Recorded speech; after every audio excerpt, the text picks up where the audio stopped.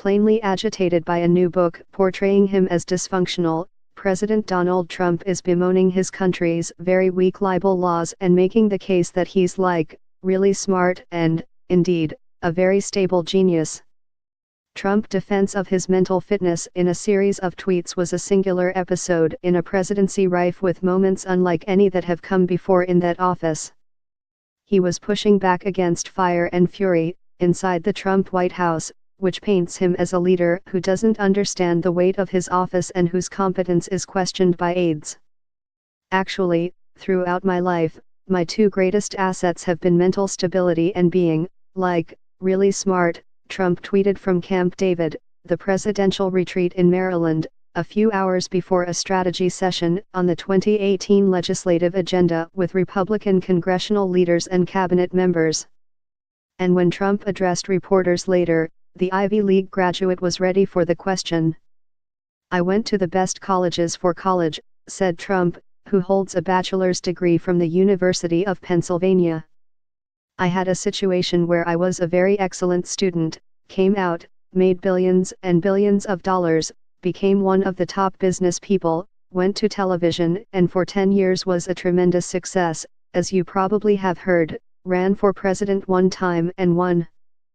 His ire was directed at author Michael Wolff, whose book draws a derogatory portrait of the 45th president as an undisciplined man-child who didn't actually want to win the White House and who spends his evenings eating cheeseburgers in bed, watching television and talking on the telephone to old friends.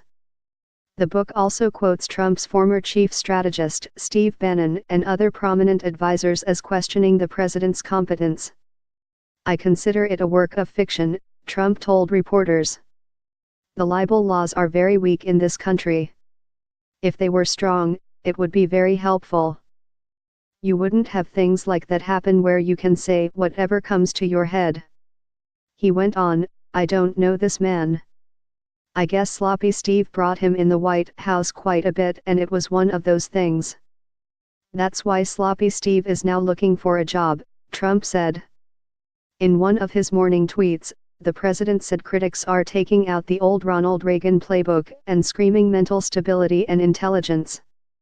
He said his journey from very successful businessman to reality TV star to president on his first try would qualify as not smart, but genius. And a very stable genius at that. Reagan died in 2004, at age 93, from pneumonia complicated by the Alzheimer's disease that had progressively clouded his mind. At times when he was president, Reagan seemed forgetful and would lose his train of thought while talking.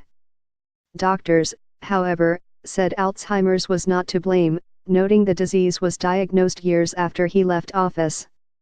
Reagan announced his diagnosis in a letter to the American people in 1994, more than 5 years after leaving the White House. Trump, now 71, was the oldest president ever when assuming office.